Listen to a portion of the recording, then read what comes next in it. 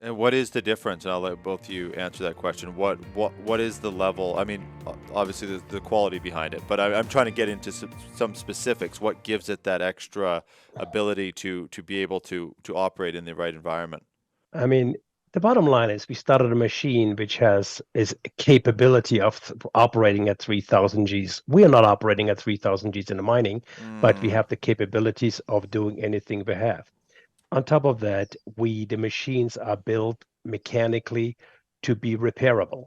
So meaning basically we yeah. don't minimize ball thickness. We go safety factors very high.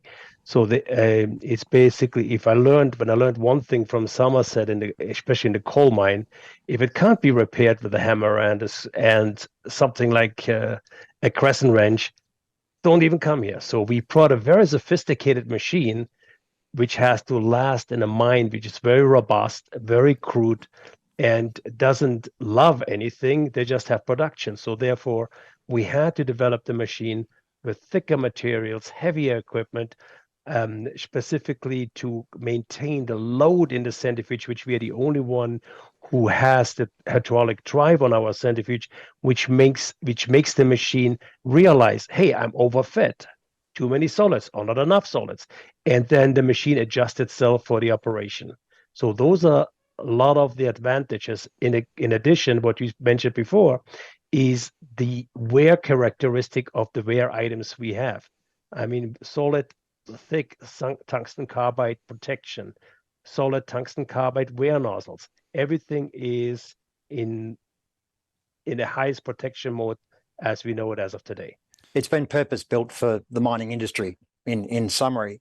But what we're also finding in its application, it's very, very reliable and very effective at what it does. So our availability is in the very high 90s. So we're operating this equipment over 98% of the time. It's partly the technology and partly the commercial structure that we have in place.